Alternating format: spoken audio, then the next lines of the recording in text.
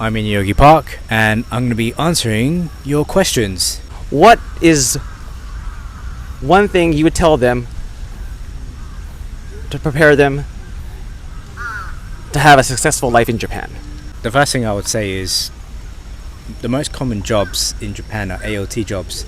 Stay away from those jobs because they pay shit and they don't even pay the full year. April, you get half pay. July, you get half pay. August, no pay. September, half pay. December, half pay. And January, half pay. The best thing to do is join, they call it like a business eikaiwa school. Things like Berlitz, Nova, GABA, Shane. There are loads of online teaching apps. There's one called Flamingo where you price yourself per lesson. So some people charge 1,000 yen per hour, some charge 5,000 yen, depending on how sexy you are. If you're a girl, you can do that, no problem. But loads of people do that and they find multiple sources of income. Definitely, get your experience, branch out, and make sure you meet new people. Like, man. A lot of it here in Japan has to do with not just about experience and stuff, but it's also about who you know. Exactly, and if you're lucky, you might meet a rich older person who's willing to pay just to chat to you. And you'll be surprised, those people would pay 5,000 yen an hour. Yeah, literally, there's some people, they just want a friend slash a communication partner. Like literally, you can talk about them about anything, but they just want to talk. And those are the ones that pay better than actual like teaching at an elementary school. What mindset would you say is important when maybe avoiding when coming to Japan? What mindset would you prefer to have? Which one do you think you should avoid at all costs? Some people, not all, when they're in their home countries, they're a bit of a hermit. They hide from society, so they resort to manga or games as company. If you come to Japan, that's only a temporary relief. You're gonna enjoy all the games and comics and toys, whatever here, but you're not gonna make friends. And Japan can be a very lonely country, and I do recommend making friends here. It doesn't matter who you make friends with. It's good to have someone. Let's say you lose your job and you're like 5,000 miles away from your family and friends. You're f***ed. Yeah, it's good to have someone who's there for you. Like Josh, you're one of the first friends I made in Japan. Yep, he's one. It's been 12 years and we're still friends. No matter how long you stay in Japan, you're going to be seen as non-Japanese alien. Yeah, you're not going to be seen as or recognized as a Japanese person. So get used to. It's not saying that it's racist or anything like that. It's just in Japan, there is a difference between foreigners and Japanese people. And even though you're Japanese, can be very, very good and you can understand the culture, a part of you will never ever be Japanese. But that's kind of the best part, I would say, about living in Japan. You don't want to be considered Japanese. Exactly. And some people, they leave their country to leave their own people, their country. And I guarantee you, when you go to Japan, you're going to want to find your own country's people. I'm from the UK. I have my UK group. That's the best way to avoid depression, because some people do get depressed in Japan because they feel lost. They don't have a close group of friends or... Yeah, especially because in like Japanese people, like I would say if you're here for college, you'll meet some Japanese friends and it's easier. But once you graduate college, you decide to come back to Japan to live, it's totally different. Like meeting and making Japanese friends is 10 times harder. Everyone's busy with work, family. The only time you have to meet up with Japanese people is usually your coworkers. So I think that's one thing. Don't expect coming back to Japan to hang out with friends that you knew in college like you did before. Especially when you're in your 30s. It gets harder and harder to get Japanese people to come out. Yeah, no. Yeah. I don't know what it is. Regardless of the language and culture differences, your social skills are gonna work. They're gonna, what's the word? It can be applied even in Japan. I have loads of friends in the UK. My Japanese isn't great, but when I came to Japan, I can make friends easily.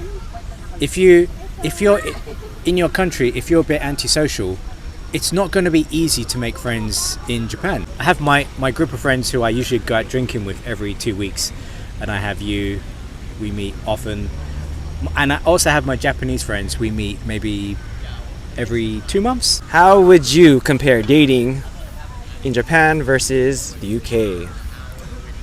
Dating in the UK is way easier because of the language and culture difference. If there are some people who come to Japan, they have no Japanese skills, but they can only attract a certain type of Japanese girl, and these type of Japanese girls are the ones that are obsessed with foreigners. You kind of want to stay away from those type of girls because they're a bit creepy.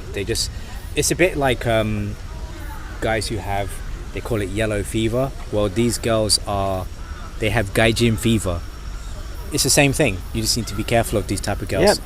Unless you want to just Right? bang them. Because sometimes, yeah, it's basically they're using you for your English. Yeah, but it's I can speak as a brown person. I get different results from a white person. My white friends, they get the more typical cute, kawaii, black-haired Japanese girl. I don't get that. I get the ones that they have tattoos. They're nearly as dark as me. They love hip hop. They have bleached hair. They like ethnic stuff. What about your success? What type of girls do you get? See, I would say that when I first came to Japan, I was just into the girl that just looked hot, basically. But those are the ones that just ended up being like a one-night stand, or kind of have to be careful because usually those are the ones are still dating in a relationship / married. A lot of the people that I felt like that were good-looking, they were already taken. That's such a good point. And they didn't care. They didn't care that they were cheating though. It was just like, as long as they didn't have feelings for the other person that they were cheating on, it doesn't count as cheating. That's a good point you made. In my experience, most of the girls that I hooked up with or met, fucking married. Generally, dating in Japan is more traditional. Girls are more feminine here, and they want guys to take control. They want guys to choose the place, choose the time, and make the first move. Girls are quite docile here. Yeah, a lot of girls don't like. Yeah, a lot of girls here, they don't like when a guy doesn't have an opinion. Like if you say like, "Oh, I'm fine with going anywhere. I don't mind what we eat. You can choose." Yeah, that's most one girls, thing. Yeah, they don't like that. Because I teach in a college, and most of the girls they want that. They want the guy to choose the place, and they're just happy to go as long as he chooses the place and pays. So yeah, in that sense, it's okay. I like that because it's minimum effort. Don't expect to get any hammer time in the first date. Expect like 2 or at least three dates, unless the girl is one of those gaijin chasers. Then she'll be down to smash. Yeah, especially if she's I would say just the average Japanese girl. Yeah, they tend to be more conservative. So yeah, you might be able to hold her hand on the first date. That's about it. That's for me. I would say that's even pushing it. Yeah, pushing right. It. And you're gonna get you might get the guy's hug where your hips out here. You're not gonna get the intimate hug, and they're gonna stand like a statue when you hug them. They have an image of foreigners as being a gentleman. Oh, you're British, you are English gentleman. Hold the umbrella for them. It's not that hard to be a gentleman in Japan.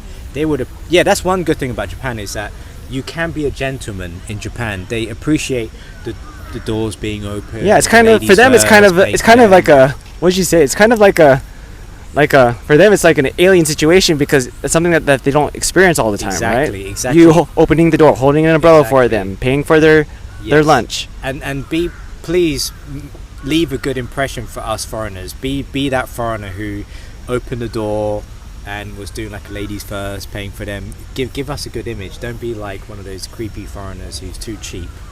It's a double-edged sword being in Japan. You can be seen as an alien in Japan, or it can be an advantage in the dating, because the competition here is quite easy, to be honest, because there isn't a lot of gentlemanly, chivalrous behavior here, and if you use that in Japan, I guarantee the girls are going to really appreciate it. I just want to say, some people get worried about if you're a black person, whatever, you're not going to get girls in Japan. That's all bullshit. No matter what race you are, you can find girls who want to like you. I'm a brown person. I'm successful in Japan. I'm not amazing looking. I'm a completely average guy. I've seen Indian people here, black people, mixed race people, Chinese people. It doesn't matter. as long as you're not backwards, you can find girls who want to like you. It's just how much effort are you gonna make? Because yeah, people say, oh, if you're not white, you can't find girls don't like you. That's bullshit. There are so many girls here who like mixed race black guys more than white guys. So it just depends. Just stop complaining. Yeah.